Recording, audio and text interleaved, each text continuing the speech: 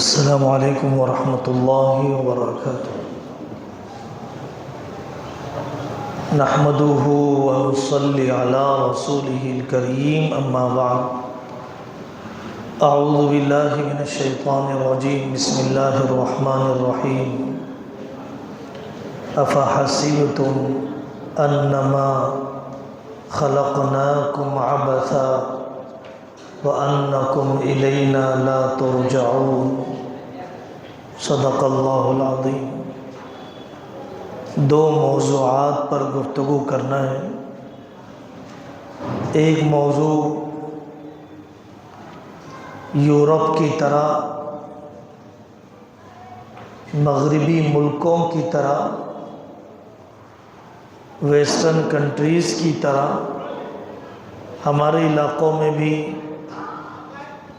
جانوروں کو شوقیہ پالنے کا رواج بڑھ رہا ہے۔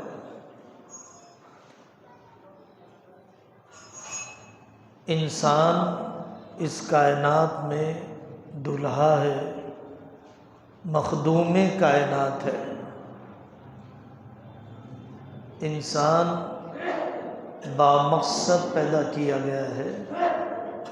سب سے بڑا مقصد اللہ کو راضی کرنا، آخرت بنانا اور انسانوں کے حقوق ادا کرنا۔ اسلام میں جانوروں کے حقوق ہیں، بہت تفصیل سے جانوروں کے حقوق بتلائے گئے۔ ان پر نشانہ بازی سیکھنا روکا گیا۔ پہلے زمانے میں مرغیوں پر، جانوروں پر تیر چلا کے نشانہ بازی لوگ سیکھتے تھے، اس سے منع کیا گیا۔ جانور کو کرسی بنانے سے روکا گیا، بھوکا مارنے سے منع کیا گیا، چھری کو تیز کیے بغیر ذبح کرنے کو برا سمجھا گیا۔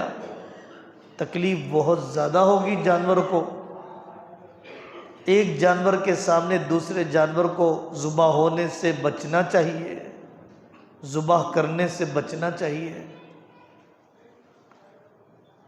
حدیثوں میں مذکور ہے کہ ایک بڑی عبادت گزار عورت، اس نے بلی کو پال رکھا تھا اور اس نے اس کو غذا دینا بھول گئی، یہاں تک کہ اس بلی کا انتقال ہو گیا، موت واقع ہو گئی۔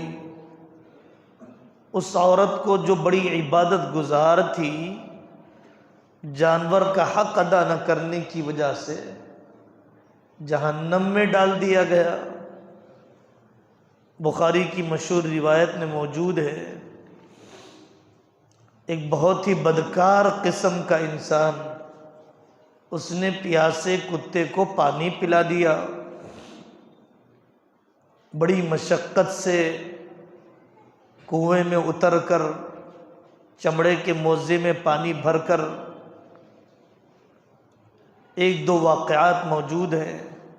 اللہ تعالیٰ نے اس بدکار انسان کی مغفرت کر دی، اس بے زبان جانور پر رحم کرنے کی وجہ سے۔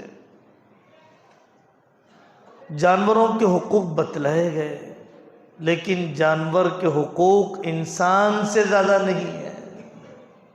جانوروں میں اتنا مشغول ہو جائے کہ اپنے والدین کا حق ادا نہ کرے، اپنے کاروبار میں دلچسپی نہ لے، صفائی کا اہتمام باقی نہ رہے، پڑوسیوں سے جھگڑے شروع ہو جائے، خود اپنی جان کا خطرہ، خود اپنی اولاد پر حملے کا اندیشہ ہو، اس طرح سے جانوروں کو شوقیہ پالنا بالکل بے مقصدیت ہے، حماقت اور پاگل پن ہے، غیر معتدل اور غیر متوازن قسم کا نظریہ ہے۔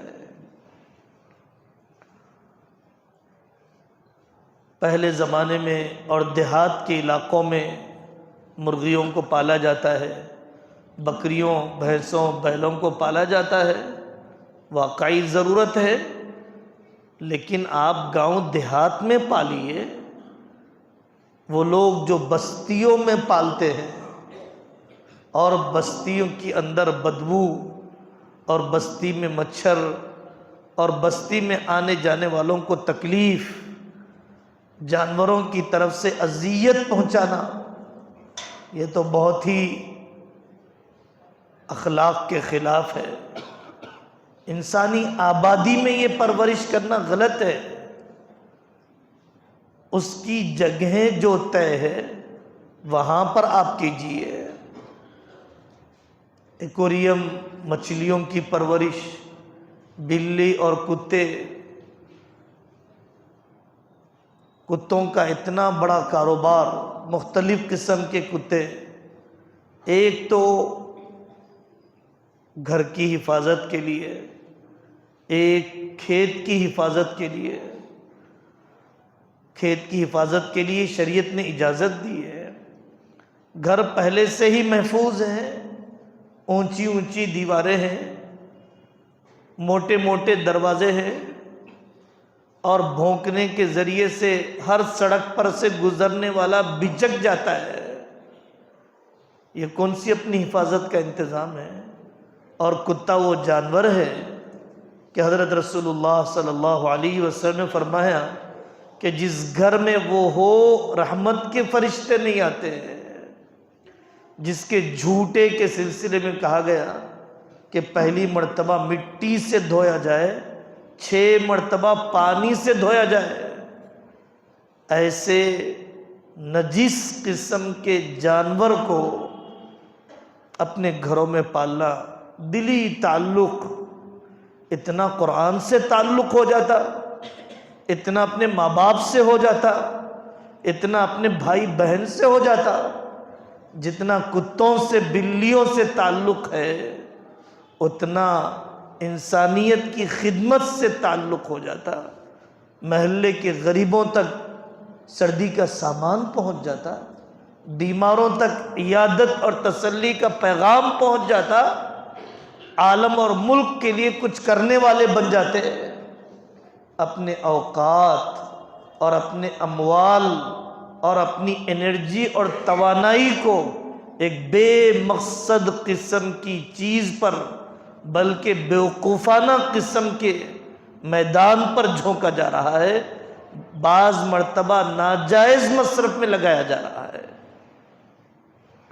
دنیا میں تو لوگوں نے اور بھی شوق پال رکھے ہیں، خونخوار قسم کے جانوروں کی پرورش، بھیڑیوں کی پرورش، شیر اور درندوں کی پرورش اپنے گھروں میں۔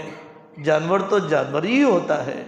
انسان پر حملے کے واقعات آئے دن دنیا میں پیش آتے رہتے ہیں۔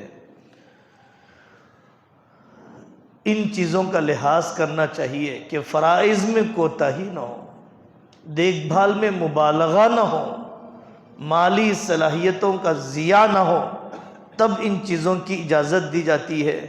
طہارت اور نجاست کے مسائل کی پوری رعایت کی جائے۔ قرآن بھی کہتا ہے دودھ کے لیے جانوروں کی پرورش، قرآن بھی اشارہ دیتا ہے جانوروں کے اون کے لیے جانوروں کی پرورش، لیکن حد سے زیادہ جو دلچسپی اس زمانے میں بڑھتی جا رہی ہے وہ اسلام، انسانیت اور عقل کے خلاف ہے۔ حضرت ابو ہریرہ رضی اللہ عنہ کے پاس جو بلی تھی، وہ بلی اس طرح کی نہیں تھی جو آج کل رواج پا رہا ہے نظام۔ حضرت ابو ہریرہ رضی اللہ عنہ کا نام زمانے جاہلیت میں عبد الشمس تھا، اسلام کے بعد ابو ہریرہ تھا، اور حضرت آقا صلی اللہ علیہ وسلم نے ابو ہرین کے ذریعے سے پکارا تھا، یعنی بلّہ، اس کا باپ۔ ابو ہریرہ سے زیادہ حضرت ابو ہریرہ اپنے لیے ابو ہر کا نام پسند فرماتے تھے۔ بکریوں کے چرانے کے ساتھ بلی بھی آ گئی تھی، رات میں وہ کسی درخت پر اسے آرام کروا دیتے اور دن میں ساتھ رکھا کرتے تھے، لیکن ظاہر ہے کہ حضرت ابو ہریرہ کی علمیت میں ان کی بلی نے رکاوٹ نہیں ڈالی اور نہ ہی کسی کو تکلیف دیا۔ الاصابہ فی تمییز الصحابہ میں ابن حجر عسقلانی رحمۃ اللہ علیہ نے ان پہلوؤں کو لکھا ہے۔ اسی طرح حضرت عمر رضی اللہ عنہ کے پاس، حضرت عمیر رضی اللہ عنہ کے پاس نغیر نامی چڑیا تھی جس کی لال چونچ ہوا کرتی ہے، اور حضرت آقا صلی اللہ علیہ وسلم اس کے مرنے پر اس کمسن صحابی کی اداسی دیکھ کر فرمایا تھا یا عمیر ما فعل النغیر۔ لیکن ان دونوں حدیثوں میں بھی جانوروں کا ایسا شوقیہ پالنا ہرگز نہیں ہے کہ جس میں فرائض اور ترجیحات میں کوتاہی ہوتی ہو۔